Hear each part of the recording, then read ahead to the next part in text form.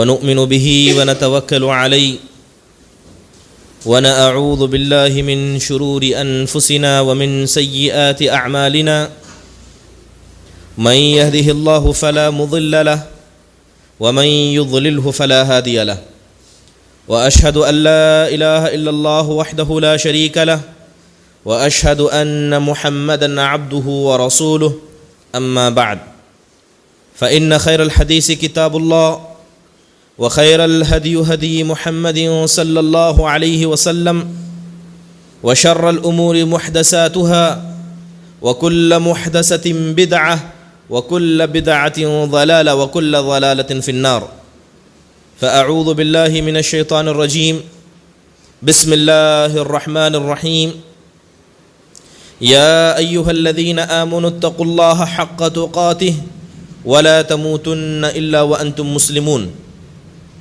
يا أيها الناس اتقوا ربكم الذي خلقكم من نفس واحدة وخلق منها زوجها وبث منهما رجالا كثيرا ونساء واتقوا الله الذي تساءلون به والأرحام إن الله كان عليكم رقيبا يا أيها الذين آمنوا اتقوا الله وقولوا قولا سديدا يصلح لكم أعمالكم ويغفر لكم ذنوبكم ومن يطع الله ورسوله فقد فاز فوزا عظيما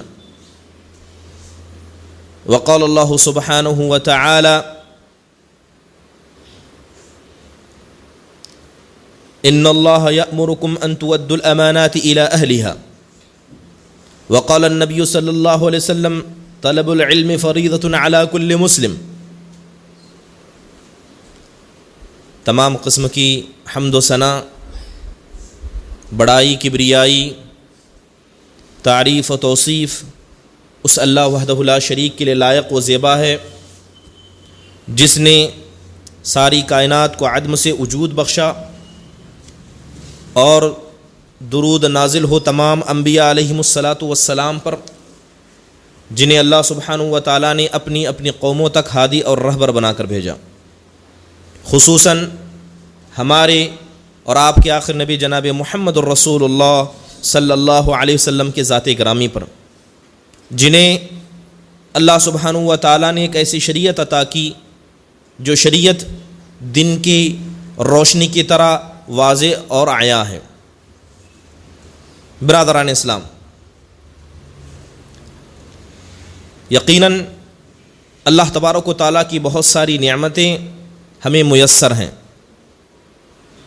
اور بطور مخلوق ہم ان تمام نعمتوں کا استعمال بھی کرتے ہیں، لیکن جیسے قرآن میں اللہ نے بیان کیا کہ بہت ہی کم ایسے ہیں جو ان نعمتوں کو پانے کے بعد، ان کا استعمال کرنے کے بعد اس کی اہمیت کو سمجھ کر اللہ کا شکر ادا کرتے ہیں۔ وَقَلِيلٌ مِّنْ عِبَادِ الشُّكُورِ، کہ اللہ کے شکر گزار بندے بڑے کم ہیں، لیکن یہی وہ کم بندے ہیں جن کے خاطر اللہ نے اس آسمان و زمین کو قائم رکھا ہے۔ اگر یہ نہ ہوتے تو ویسے بھی اللہ کو نہ اس دنیا کی فکر ہے، نہ اس آسمان و زمین کی فکر ہے، اور نہ ہی اس دنیا کے اندر جتنی چیزیں ہوتی ہیں اللہ کو ان کی فکر ہے۔ ایک حدیث کے اندر اللہ کے نبی صلی اللہ علیہ وسلم نے اسی بات کو بڑے پیارے انداز سے بیان کرتے ہوئے فرمایا، آپ نے فرمایا کہ الدنیا ملعونۃ وملعونۃ وما فیہا، کہ انسانوں اس بات کو غور سے سنو کہ یہ دنیا ملعون ہے، اللہ نے اس دنیا پر اپنی لعنت برسائی ہے، یہ دنیا اللہ کی رحمت سے دور ہے، وملعونۃ وما فیہا، اور اس دنیا کے اندر جتنی چیزیں ہیں یہ ساری چیزیں بھی اللہ کی رحمت سے دور ہیں، الا ذکر اللہ وما والا، سوائے دو چیزوں کے جو اللہ کی اس لعنت سے بچ کر ہیں، ایک ہے اللہ کا ذکر اور اللہ کے ذکر سے تعلق رکھنے والی چیزیں۔ یہی دو جو چیزیں ہیں جن کی خاطر اللہ نے اس آسمان و زمین کو اب تک قائم رکھا ہے۔ برادران اسلام، یہ جو خطبہ جمعہ ہے یہ دوسرا حصہ، یہ سیکنڈ پارٹ ہے۔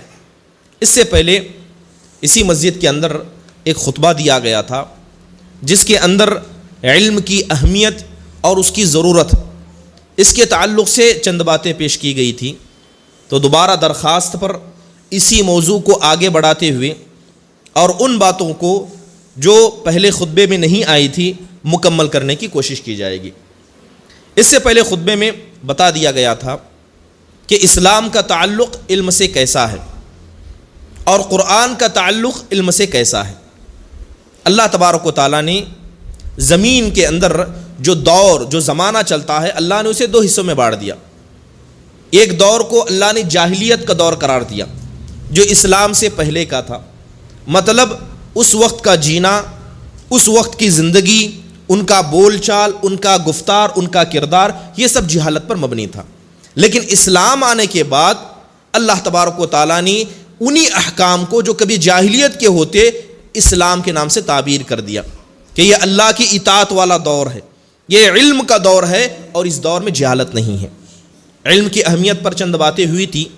علم کی اہمیت پر صرف ایک ہی بات بتا دی گئی تھی کہ اگر کسی انسان کے پاس علم آ جاتا ہے اور علم کی بنیاد پر جب وہ عمل کرنے لگتا ہے تو اتنا ہی فرق اس آدمی کے بیچ میں اور اس آدمی کے بیچ میں ہوتا ہے جو آدمی بغیر علم کے اللہ کی عبادت کرتا ہے، جتنا فرق اللہ نے آسمان و زمین کے بیچ میں رکھا ہے۔ علم کی بنیاد پر انسان جو اللہ کی عبادت کرتا ہے یہ عبادت اللہ کو پسند ہے بنسبت وہ عبادت جسے انسان بغیر علم کے کرتا ہے۔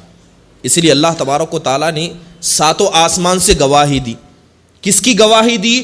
ان لوگوں کے سینے میں محفوظ اس اللہ کی خوف کی گواہی دی جو علم والے ہیں۔ اللہ فرماتا ہے کہ انما یخشی اللہ من عبادہ العلماء، کہ جو لوگ حقیقی طور پر اللہ کی ذات کا علم رکھتے ہیں، اللہ کی مخلوقات کا علم رکھتے ہیں، اللہ کے نازل کردہ فرامین اس کے احکام کا علم رکھتے ہیں، یہی لوگ اللہ سے حقیقی طور پر ڈرنے والے بھی ہیں۔ تو علم کی یہ اہمیت کوئی معمولی بات نہیں ہے۔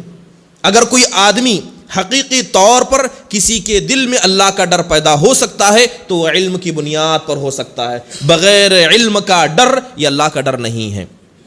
چلیے اسی بات کو مکمل کرتے ہوئے دوسری بات، اس علم کی اہمیت اس اعتبار سے بھی ہے کہ اللہ تبارک و تعالیٰ بہت سارے لوگوں کے ساتھ اچھا ارادہ کرتا ہے، بھلائی کا ارادہ کرتا ہے۔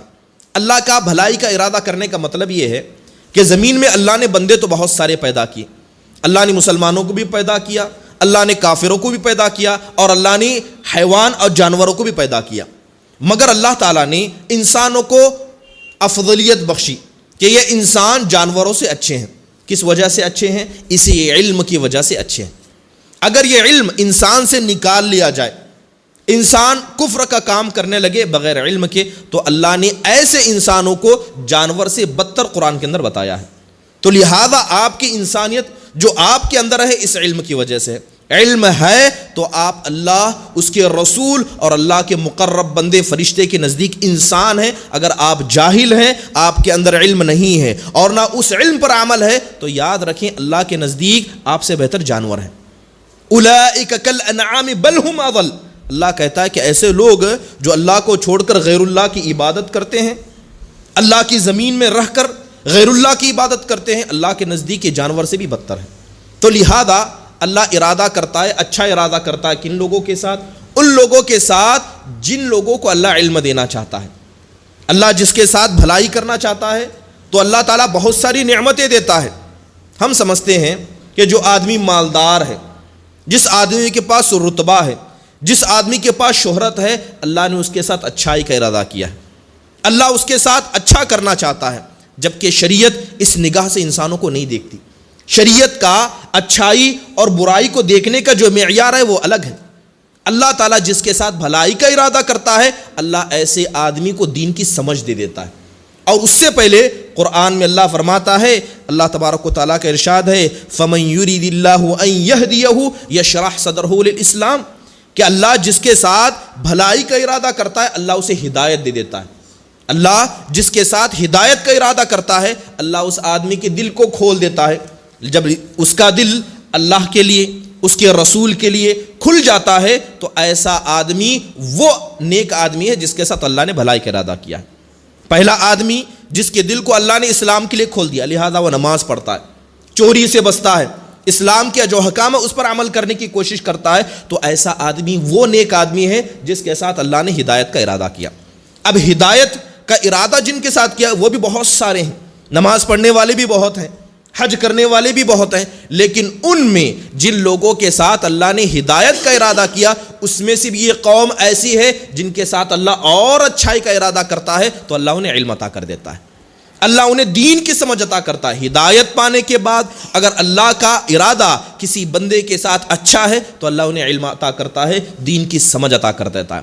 حدیث کے اندر اللہ کے نبی صلی اللہ علیہ وسلم فرماتے ہیں کہ فَمَن يُرِدِ اللَّهُ خَيْرًا يُفَقِّهُ فِي الدِّينِ، کہ جس آدمی کے ساتھ اللہ اچھائی کا ارادہ کرتا ہے، بھلائی کا ارادہ کرتا ہے، اللہ اسے دین کی سمجھ دے دیتا ہے۔ اور یہ بات آپ سمجھ لیں، سلف صالحین فرمایا کرتے کہ اگر کسی آدمی کو اللہ نے علم دے دیا تو اللہ نے اس کے ساتھ اچھائی کا ارادہ کیا ہے، لیکن اگر وہ آدمی اس علم کو باقی رکھتا ہے، علم سے خود بھی فائدہ اٹھاتا ہے، دوسروں کو بھی فائدہ پہنچاتا ہے اور علم پر عمل کرتا ہے، تو یہ اللہ کی بھلائی یہیں تک نہیں رکتی، بلکہ اللہ تبارک و تعالیٰ کی بھلائی اس کے ساتھ اور زیادہ ہو جاتی ہے۔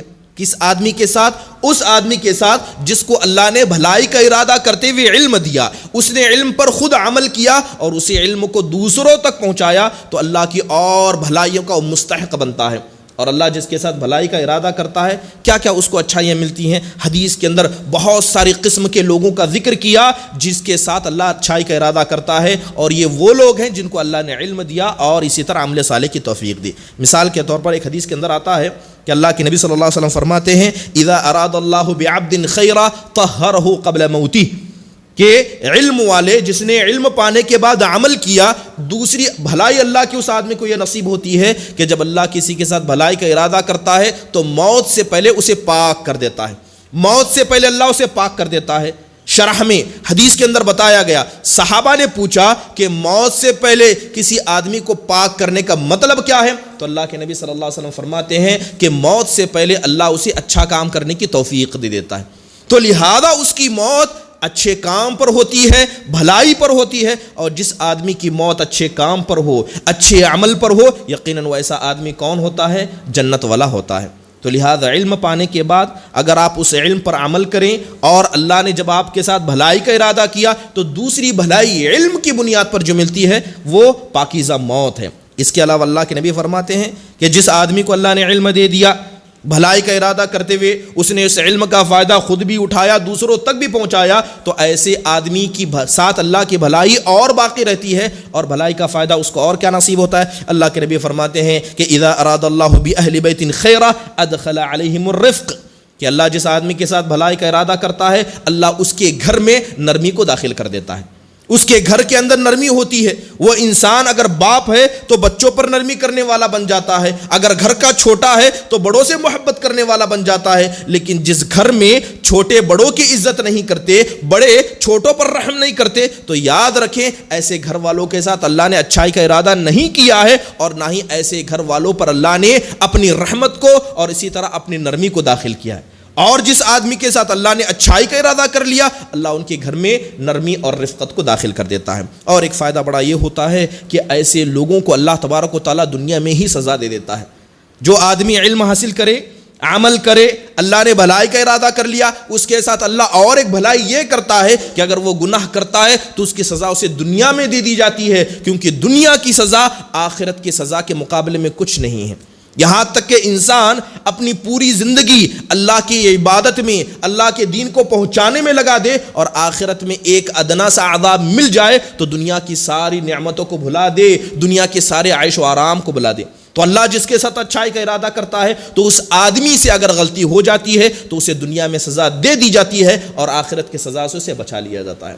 تو یہ علم کا فائدہ ہے کہ علم جس آدمی کو دے دیا گیا، یہ علم کی اہمیت بھی اس اعتبار سے ہے کہ گویا سمجھ لیں کہ اللہ نے ان کے ساتھ اچھائی کا ارادہ کیا ہے۔ تو اگر آپ چاہتے ہیں کہ اللہ آپ کے ساتھ بھی اچھائی کا ارادہ کرے اور اللہ کی توفیق آپ کو ملے کہ مرنے سے پہلے آپ کو کلمہ نصیب ہو، آپ کے گھر میں اللہ تبارک و تعالیٰ نرمی کو داخل کر دے اور موت سے پہلے کلمہ آپ کو نصیب ہو، اور اسی طرح اگر آپ چاہتے ہیں کہ اللہ تبارک و تعالیٰ آخرت کے عذاب سے آپ کو بچا لے تو اس دینی علم کو حاصل کرنے کی کوشش کریں تاکہ اللہ تبارک و تعالیٰ کی ہر بھلائی کے آپ مستحق بن سکیں۔ برادران اسلام، یہ علم کی اہمیت یہاں پر کم نہیں ہوتی ہے۔ علم کی اہمیت اس اعتبار سے بھی ہے کہ اللہ تبارک و تعالیٰ نے جن لوگوں کو دین کے مسئلے میں گفتگو کرنے کی اجازت دی ہے وہ علم والے ہیں. اگر آپ کے پاس علم ہے تو دین کے مسئلے میں آپ گفتگو کیجئے. اگر آپ کے پاس علم نہیں ہے تو دین کے مسئلے میں گفتگو کرنا اللہ اور اس کے رسول نے سخت منع فرمایا. یہ علم کی اہمیت ہے کہ علم ہے تو آپ دین کے مسئلے میں بول سکتے ہیں. اگر آپ کے پاس علم نہیں ہے اور آپ دین کے مسئلے میں گفتگو کرتے ہیں تو یاد رکھیں اللہ تبارک و تعالیٰ کا عذاب بڑا سخت ہے. یہاں تک کہ اللہ نے نبیوں کو نہیں بخشا, اللہ نے اپنے مقرب بندوں کو نہیں بخشا, بلکہ اللہ تبارک و تعالیٰ نے سب کو دھمکایا. برادران اسلام, دیکھیے کہ بغیر علم کے بات کرنا کتنا بڑا گناہ ہے. اگر کوئی انسان جس کے پاس علم نہیں ہے لیکن علم کے مسئلے میں گفتگو کرتا ہے, فتوے بازی کرتا ہے, تھوڑا موڑا علم آ جائے, لوگوں کے سامنے اس علم کو پھیلانے کی غرض سے منمانی قرآن و حدیث کی تفسیر کرتا ہے, تو اس کا گناہ کتنا بڑا ہے. قرآن میں اللہ تبارک و تعالیٰ نے ایک آیت کریمہ فرمائی. اللہ فرماتا ہے قل انما حرم ربی الفواحش ما ظہر منها وما بطن والاثم والبغی بغیر الحق وان تشرکوا باللہ ما لم ينزل به سلطانا وان تقولوا علی اللہ ما لا تعلمون. یہ آیت کریمہ جس میں اللہ نے 4 گناہوں کا ذکر کیا, یہ آیت کریمہ ہے جس میں اللہ نے 4 گناہوں کا ذکر کیا. اللہ فرماتا ہے کہ اے اللہ کے نبی آپ لوگوں کے سامنے کہہ دیجئے کہ ہم نے ہر فحش کام کو, ہر بری بات کو, ہر وہ کام جو حیا کے خلاف ہے, جو فحش ہے, چاہے وہ چھپا ہوا ہو یا لوگوں کے سامنے واضح ہو, ہم نے ہر فحش کے کام کو حرام قرار دیا. ہم نے گناہوں کو حرام قرار دیا, ہم نے ظلم و زیادتی کو بغیر حق کے حرام قرار دیا, اور تیسری چیز بتائی کہ ہم نے اس بات کو حرام قرار دیا کہ تم اللہ کے ساتھ شرک کرو جبکہ اللہ نے اس کی کوئی دلیل نازل نہیں کی ہے. اور چوتھی بات اللہ فرماتا ہے کہ وَأَن تَقُولُوا عَلَى اللَّهِ مَا لَا تَعْلَمُونَ, کہ تم بغیر علم کے اللہ پر کوئی بات باندھو, بغیر علم کے گفتگو کرو. تو لہذا یہ 4 گناہ ایسے ہیں کہ اگر کوئی آدمی کرتا ہے تو یقیناً ان کاموں کو اللہ نے حرام قرار دیا ہے. امام ابن کثیر رحمہ اللہ فرماتے ہیں کہ یہ جو 4 گناہ اللہ نے ذکر کیے ہیں ان کی ترتیب ایسے ہی ہے. سب سے پہلا گناہ اللہ نے ذکر کیا جو گناہوں میں عذاب کے اعتبار سے ہلکا ہے, وہ کیا ہے کہ انسان فحش بات کرے, زبان سے گندی بات کا استعمال کرے, گالی دے, گلوچ دے, فحش کام کا ارتکاب کرے, چاہے لوگوں کے سامنے کرے یا چھپ چھپا کر کرے. بلکہ سلف صالح نے اس کی تفسیر یوں فرمائی کہ جیسے لوگ پہلے زمانے میں مشرکین مکہ کعبۃ اللہ کا ننگا طواف کرتے تھے. دن ہوتا تو مرد ننگا طواف کرتے, رات ہو جاتی تو مشرکین کے خواتین ننگا کعبۃ اللہ کا طواف کرتی. تو اللہ تبارک و تعالیٰ نے فرمایا کہ تم دن میں ننگے طواف کرو یا رات میں کرو, لوگوں کو چھپا کر کرو یا لوگوں کے سامنے کرو, ہر فحش کام کو اللہ نے حرام قرار دیا ہے. اور یہی چیز ہر مسلمان پر بھی لازم ہوتی ہے. دوسرا گناہ جو اس سے بڑھ کر ہے, امام ابن کثیر فرماتے ہیں کہ حرام باتوں کو کرنا, فحش باتوں کو کرنا, اس سے بڑھ کر گناہ اللہ تبارک و تعالیٰ نے بتایا ہے گناہ کرنا.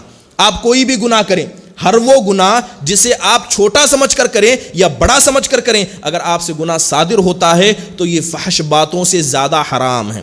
اس کے بعد اللہ تبارک و تعالیٰ نے تیسرے حرام کام کا ذکر کیا جو پہلے 2 گناہوں سے زیادہ اللہ کے نزدیک برا ہے. وہ کیا ہے کہ انسان اللہ کے ساتھ شرک کرے, انسان اللہ کے ساتھ شرک کرے جبکہ اللہ نے شرک کی دلیل نہیں ذکر کی ہے. اور امام ابن کثیر فرماتے ہیں کہ اگر شرک سے بھی زیادہ اگر کوئی گناہ اللہ کو برا لگتا ہے کہ انسان بغیر علم کے اللہ پر گفتگو کرے, بغیر علم کے, جس کے پاس علم نہیں بغیر علم کے اللہ پر بہتان باندھے. یہ مشرک سے بڑھ کر گناہ اللہ نے اس آیت میں ثابت کیا ہے کہ اللہ اگر کوئی آدمی شرک کرتا ہے تو ہو سکتا ہے کہ وہ مشرک ہے, اللہ تبارک و تعالیٰ کی دین کا اس کے پاس علم نہیں ہے, بغیر توبہ کے مر جائے تو اللہ اسے معاف نہیں کرے گا, مگر بغیر علم کا گفتگو کرنے والا یہ علم والا ہوتا ہے اور جان بوجھ کر اللہ پر ایسا بہتان باندھتا ہے. تو امام ابن کثیر کہتے ہیں کہ یہ شرک سے بڑھ کر اللہ تعالیٰ کے نزدیک گناہ ہے.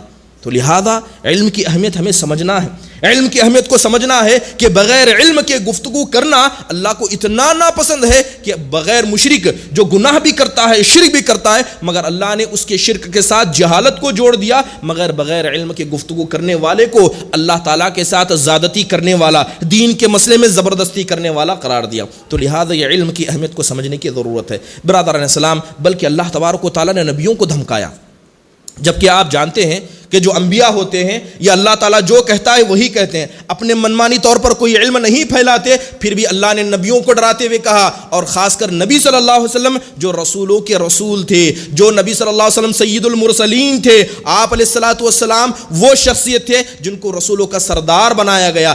آدم کے اولاد میں اگر کوئی بچہ, اگر کوئی انسان سب سے افضل ہے تو وہ ہمارے پیارے نبی محمد صلی اللہ علیہ وسلم ہے. اور اللہ تعالیٰ آپ سے خطاب کرتے ہوئے فرماتا ہے وَلَوْ تَقَوَّلَ تقول علینا بعض الاقاویل لأخذناه بالیمین ثم لقطعنا منه بالوتین. اللہ کہتا ہے کہ اے اللہ کے نبی صلی اللہ علیہ وسلم، آپ ہمارے نزدیک بڑے پیارے ہیں، آپ ہمارے محبوب بندے ہیں، لیکن آپ بھی سن لیں، اگر آپ کوئی ایسی بات کہہ دیں، ایسی کوئی بات کہہ دیں جس بات کو ہم نے آپ سے نہیں کہا ہے، اور اس بات کو آپ ہماری طرف منسوب کر دیں، آپ بغیر علم کے گفتگو کریں، تو آپ جان لیں کہ ہم آپ کو سیدھے ہاتھ سے پکڑیں گے، ہم آپ کو سیدھے ہاتھ سے پکڑیں گے، آپ کی شہرتوں کو کاٹ دیں گے، اور جب ہم آپ کے ساتھ ایسا کریں گے تو آسمان و زمین میں کوئی آپ کو بچانے والا نہیں ہوگا.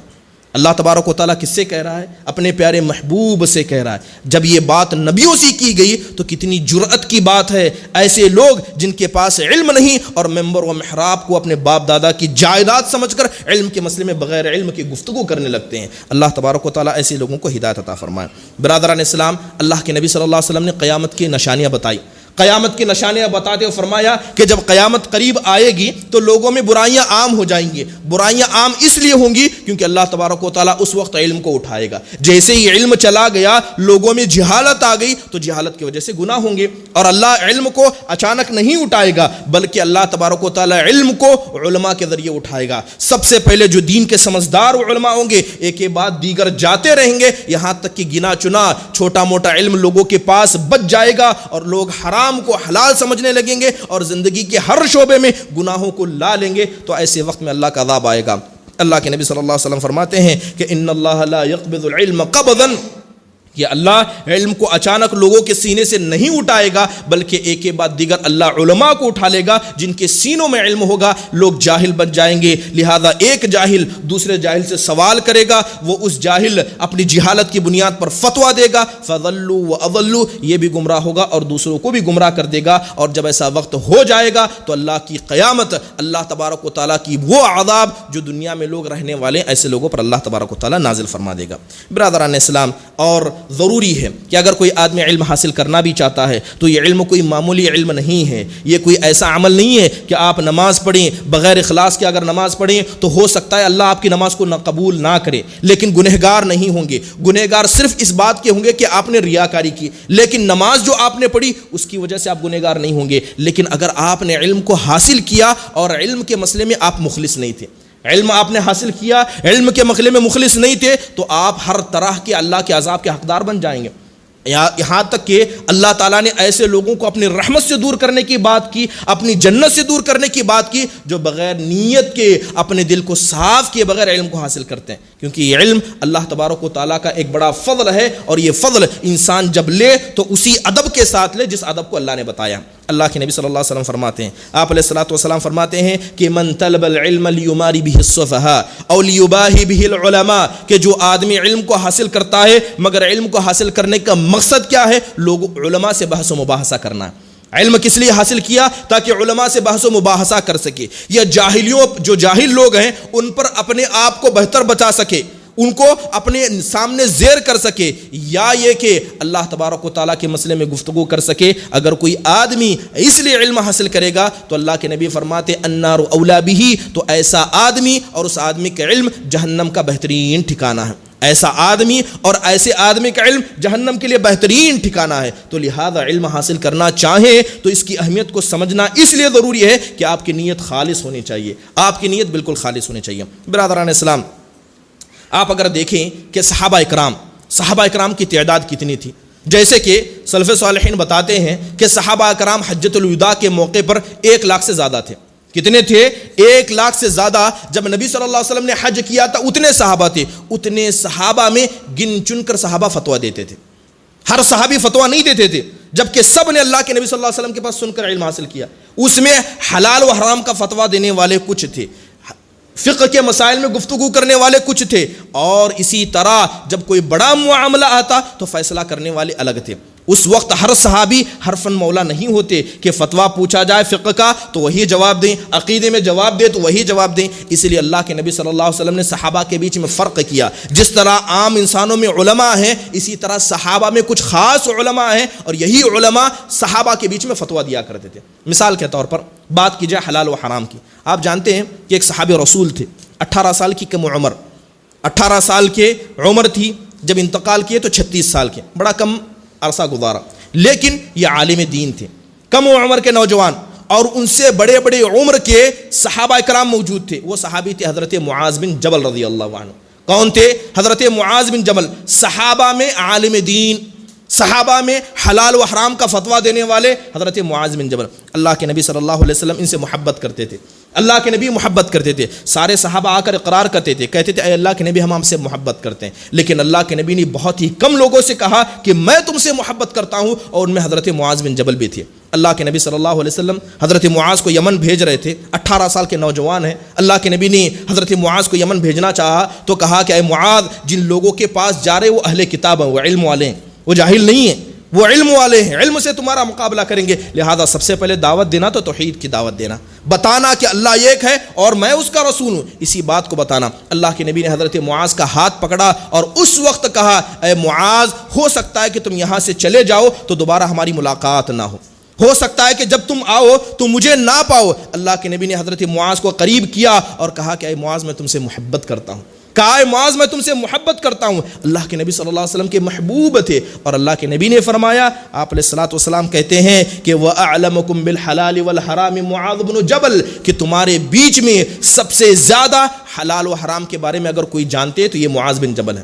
کتنے سال کے نوجوان؟ 18 سال کے نوجوان. حضرت ابو بکر وہیں ہیں، حضرت عمر وہیں ہیں، حضرت عثمان، حضرت علی، حضرت عبد الرحمن بن عوف، سعد بن معاذ، سعد بن وقاص، کتنے جلیل القدر صحابہ سب ہیں. لیکن علماء اس میں گنے چنے تھے، صحابہ میں علماء گنے چنے تھے. اسی لیے دیکھیں کہ جب حضرت معاذ بن جبل رضی اللہ عنہ ملک شام چلے گئے تو ایک قصہ ابو مسلم خراسانی، یہ اچھے تابعی ہیں، یہ ابو مسلم خراسانی کہتے ہیں کہ ملک شام کی ایک بڑی مسجد تھی، اس میں بیٹھا ہوا تھا تو میں نے چند بزرگوں کو دیکھا جو مسجد کے کونے میں بیٹھے ہوئے ہیں اور علم کی گفتگو کرتے ہیں. ہمیشہ یہ لوگوں کو فتویٰ دیتے ہیں اور اسی طرح یہ لوگوں کو علم سکھاتے ہیں. یعنی قوم کے علماء ہیں، ملک شام کے وہاں کے مقامی علماء ہیں. لیکن جب بھی وہ کسی مسئلے میں اختلاف کرتے تو دوسری جانب ایک نوجوان بیٹھا ہوتا، ان میں سے ایک بزرگ آتا اور آ کر اس سے سوال کرتا. لہذا جب وہ جواب دے دیتا، وہ نوجوان جواب دے دیتا تو سارے لوگ اس کی بات مان لیتے. تو ابو مسلم خراسانی جب مسجد میں داخل ہوئے تو یہ معاملہ دیکھ رہے ہیں کہ قوم کے علماء یہ ہیں، بزرگ لوگ یہ ہیں، لیکن جب بھی کسی مسئلے میں اختلاف کرتے ہیں تو اس نوجوان سے پوچھتے ہیں اور نوجوان جو بات کہہ دیتا ہے اس کی بات کو سب مان لیتے. پوچھا کہ یہ کون ہے تو کہا گیا کہ یہ معاذ بن جبل رضی اللہ عنہ ہے. یہ نوجوان معاذ بن جبل رضی اللہ عنہ ہے. اسی لیے صحابہ اکرام ہمیشہ اپنے بڑے فیصلوں میں ان کو سامنے رکھا کرتے. ایک مرتبہ ایک فیصلہ حضرت عمر بن خطاب کے پاس آیا، ایک فیصلہ عمر بن خطاب کے پاس آیا. حضرت عمر بن خطاب کے سامنے ایک آدمی آ کر کہنے لگا کہ عمر بن خطاب، میں کئی وقت سے اپنے گھر والوں سے دور ہوں، میں اپنی بیوی سے ایک لمبے عرصے سے دور ہوں، لیکن پھر بھی وہ حاملہ ہے، وہ حمل سے ہو چکی ہے. حضرت عمر نے اپنی کمیٹی میں مشورہ کیا اور اس عورت کو رجم کرنے کا حکم دیا. اس عورت کو رجم کرنے کا حکم دیا گیا. جیسے ہی حضرت عمر نے نگاہ ڈالی تو حضرت معاذ موجود نہیں تھے. اس وقت حضرت عمر نے کہا کہ معاذ کہاں ہے، حضرت معاذ کو بلایا جائے.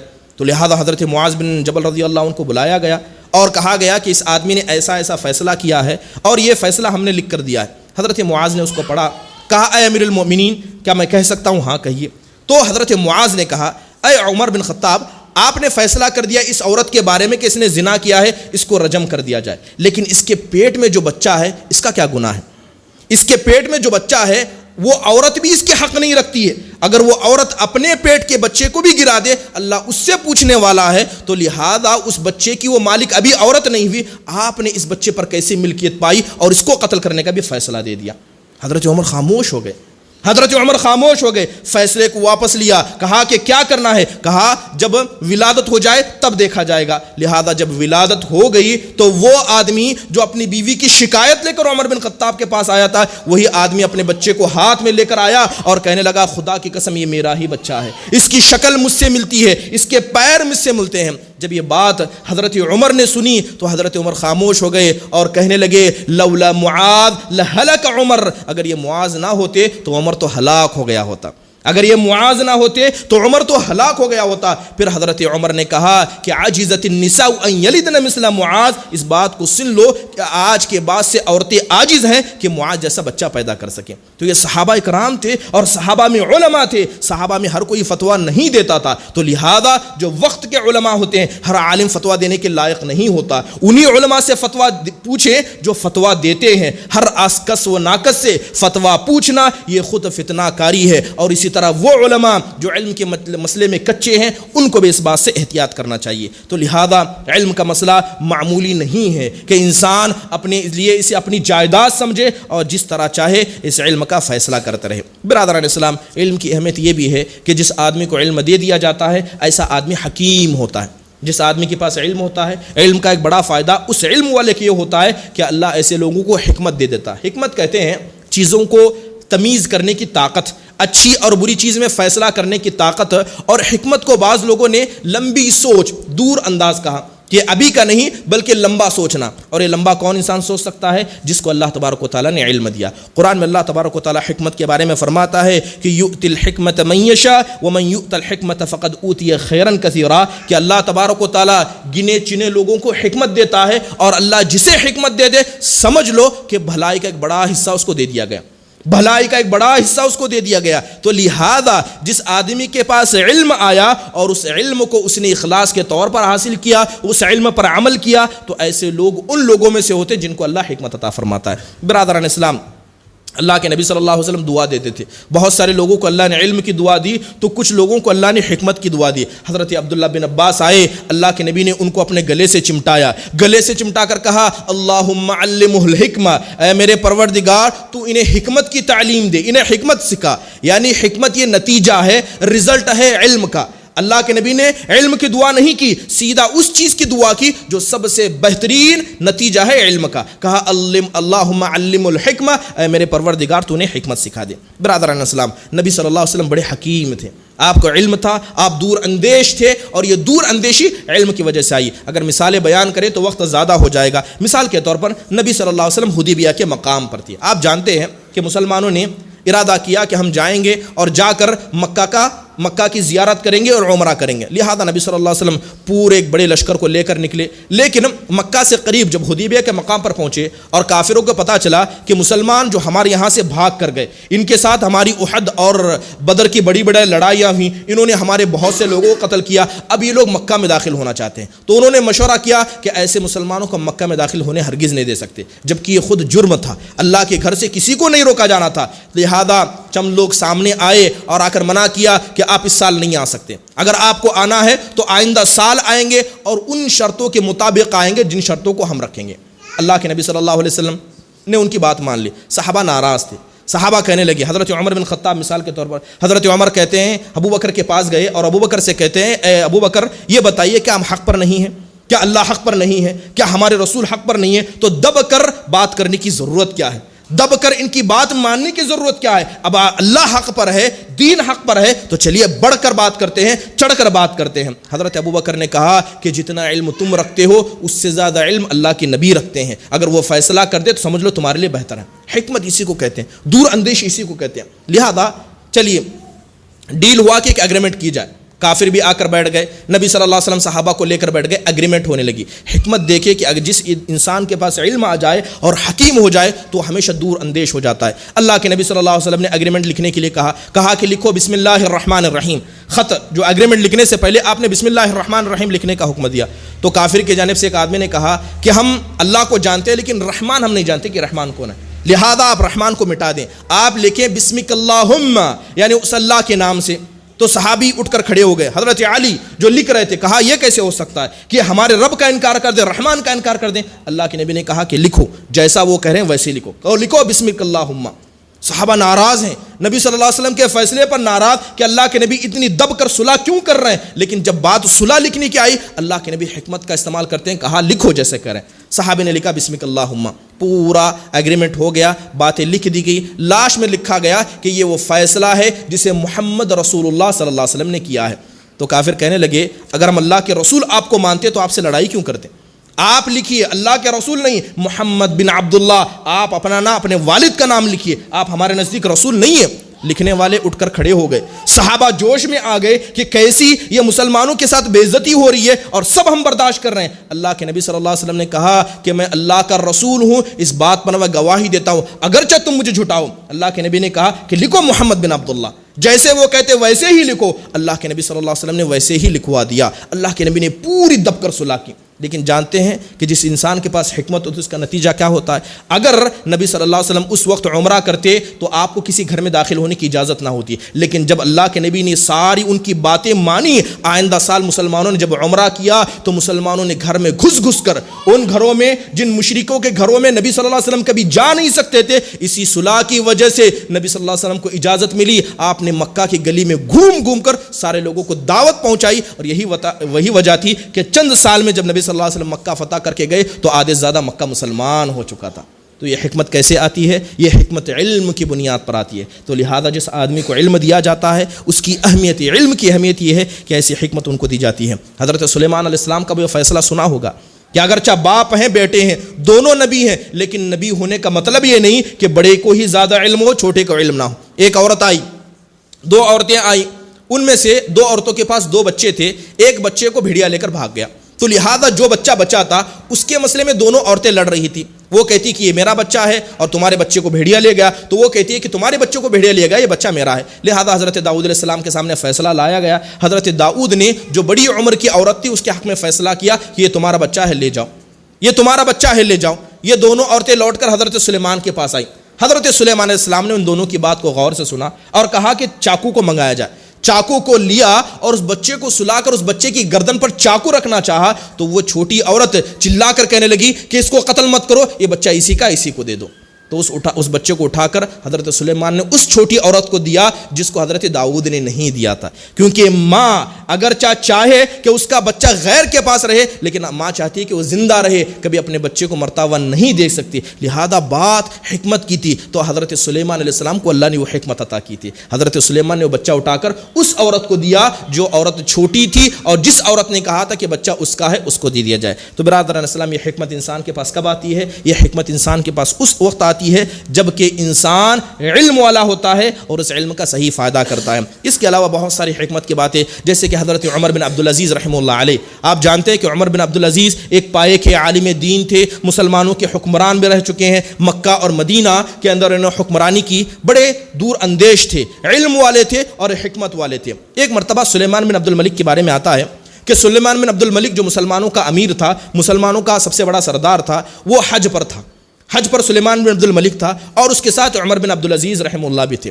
تو اچانک موسم بدل چکا تھا، تیز بارش ہو رہی تھی، اور یہ لوگ کعبۃ اللہ کے قریب تھے، تو لہذا اتنی تیز بجلیاں کڑکنے لگی کہ سارے مسلمان گھبرائے گئے، کہیں اللہ نے ہمارے ساتھ برا ارادہ تو نہیں کیا ہے۔ اسی گھبراہٹ میں سلیمان بن عبد الملک بھی تھا۔ تو سلیمان بن عبد الملک نے دیکھا کہ سارے لوگ گھبرائے ہوئے ہیں بجلی کی کڑک سے اور اس بارش کی تیزی سے، لیکن عمر بن عبدالعزیز رحمہ اللہ علیہ ہنس رہے ہیں۔ تو لہذا سلیمان نے جو امیر المؤمنین تھا عمر بن عبدالعزیز سے کہا کہ آپ کیوں مسکرا رہے ہیں، کیا وجہ ہے؟ کیا آپ نے اس سے پہلے کبھی ایسی رات دیکھی ہے؟ کیا ایسی رات کے خوفناکی دیکھی ہے؟ تو عمر بن عبدالعزیز نے کہا، دیکھیے حکمت کا استعمال کیا، کہا کہ یہ تو اللہ کی رحمت ہے، بارش کو ہم اللہ کی رحمت سمجھتے ہیں، اللہ کی رحمت سے تم اتنا گھبرا گئے، جب جہنم چیخے گی تو سلیمان تمہارا کیا حال ہوگا؟ جب جہنم چیخے گی جو اللہ کا عذاب ہے تب تمہارا کیا حال ہوگا؟ یہ تو اللہ کی رحمت ہے، اللہ کی رحمت کی آواز سے تم خراب ہو گئے۔ سلیمان خاموش ہو گیا، کہا کہ میرے پاس 1000 دینار، ان سب کو اللہ کے راہ میں ابھی خرچہ کر دیا جائے، ابھی صدقہ کر دیا جائے۔ حضرت عمر بن عبدالعزیز نے کہا، کیا اس سے اور کوئی بہتر بھی چیز تم دے سکتے ہو؟ اللہ کے عذاب کا ڈر ہے تو اس سے بھی بہتر کوئی چیز دے سکتے ہو؟ تو عمر بن عبدالعزیز سے وہ کہنے لگا، اس سے بہتر میرے نزدیک کیا ہے؟ کہا کہ جو لوگ تمہارے ساتھ آئے ہیں ان میں سے بہت سارے لوگوں کی شکایتیں ہیں، اگر تم ان کی شکایتوں کو سن کر ان کی شکایتوں کو دور کرو تو یاد رکھو اس 1000 دینار کے صدقے سے زیادہ تمہارے لیے بہتر ہے۔ حکمت کا استعمال، بات منوانے کا طریقہ، یہ علم و حکمت ایسی جاتی ہے۔ سلیمان بن عبد الملک نے فوراً دربار منگایا، ساری لوگوں کی شکایتوں سنی اور جن کی جو شکایت تھی اس کو پورا کرنے کا ارادہ کر لیا۔ تو حکمت کا اگر انسان استعمال کرے تو یقیناً یہ حکمت بڑی عظیم چیز ہوتی ہے۔ اور یہی وقت تھا جب طائف کے جب حج کے لیے نکل پڑے تو لوگوں کو دیکھا مینا کے اندر، سلیمان بن عبد الملک نے لوگوں کو دیکھا، اتنی گنتی سلیمان نہیں کر سکتا، اتنے زیادہ لوگ سارے مینا کے اندر موجود تھے۔ تو عمر بن عبدالعزیز سے مارے فخر کے کہتا ہے کہ یہ دیکھو اللہ کے کتنے اچھے بندے ہیں، کتنے سارے عبادت کرنے والے ہیں، اگر کوئی ان کو گننا چاہے تو گن نہ پائے، اتنے اللہ کے بندے ہیں۔ عمر بن عبدالعزیز نے اپنے حکمت کا استعمال کیا اور کہا کہ اے سلیمان، یہ جو لوگ تمہارے ماتحت ہیں، یہ سب تمہارے انڈر میں ہیں، یہ سب تمہاری رعیہ ہیں اور یہ تم سے کمزور ہیں، تم ان کے حاکم ہو، لیکن یاد رکھنا کہ یہ عدد جس کو تم گن نہیں پا رہے ہو، یہی عدد قیامت کے دن تمہارے خلاف اللہ کے سامنے کھڑی ہوگی، اور اس وقت یہ طاقتور ہوں گے، تم کمزور ہوگے۔ اس وقت کو یاد کرنا اگر تم نے ان کے ساتھ ظلم کیا ہے۔ سلیمان خاموش ہو گیا، وہ گنتی جس کو وہ اپنے لیے احسان اچھا سمجھ رہا تھا، عمر بن عبدالعزیز نے اس کو قیامت کے منظر میں پلٹ دیا۔ سلیمان گھبرا کر کہنے لگا کہ بتائیے میں کیا کروں؟ کہا کہ جو بہتر ہو وہ فیصلہ کرو، علماء سے مدد لو، اور جو حکمت ہو سکتی ہے استعمال کرو۔ تو یہ حکمت ایسی چیز ہوتی ہے، یہ اہل علم کو دی جاتی ہے، اور یہ اہل علم کو حکمت اللہ تبارک و تعالیٰ کے نازل کردہ علم کی وجہ سے ہو سکتی ہے۔ علم کی اور بھی بہت ساری باتیں ہیں کہ اگر یہ بات کہا جائے کہ علم کی ضرورت آج ہمیں کیوں ہے، بہت ساری باتیں اس کے بارے میں کہی جا سکتی ہیں، لیکن وقت اجازت نہیں دیتا ہے۔ اللہ سے دعا کریں کہ اللہ تبارک و تعالیٰ کی یہ بڑی عظیم نعمت جو اللہ نے بطور علم نازل کی ہے، ہم میں سے ہر شخص کو اللہ تبارک و تعالیٰ یہ نعمت عطا کرے، اور جو بھی لوگ علم حاصل کرنا چاہتے ہیں اللہ تبارک و تعالیٰ ان کے اندر اخلاص عطا فرمائے، اور اس علم کے ذریعے ہمیں عمل کرنے والا اور اسی طرح اللہ کی عبادت کرنے والا بنائے۔ اور یہ بات آپ کو یاد رکھنی ہے کہ علم کوئی مقصد نہیں ہے، علم کوئی مقصد نہیں ہے جس کو ہم پورا کرنا چاہیں، بلکہ علم ایک ذریعہ ہے، علم ایک وسیلہ ہے، علم ایک راستہ ہے اللہ کی عبادت کو کرنے کا۔ تو لہذا اللہ کی عبادت اصل ہے، اور اس عبادت کو آپ علم کی بنیاد پر ہی کر سکتے ہیں۔ تو لہذا اس کو بھی یاد رکھیں۔ اللہ تبارک و تعالی ہم سب کے اندر اخلاص عطا فرمائے۔ جو ہم میں بیمار ہیں اللہ انہیں شفاء کاملہ و عاجلہ عطا فرمائے، جو انتقال کر چکے ہیں اللہ ان کی قبروں کو نور سے منور فرما دے۔ آمین۔ وآخر دعوانا ان الحمد للہ رب العالمین۔